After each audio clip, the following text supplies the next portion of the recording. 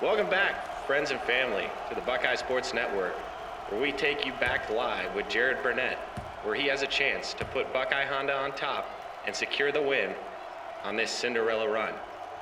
He goes through his routine, smooth shooter, small town, big dreams, it's up.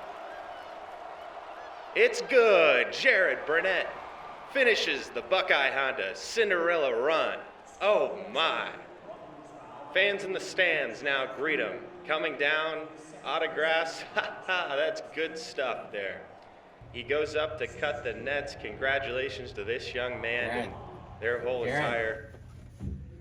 Don't cut that, man. We need that for our customers to save money.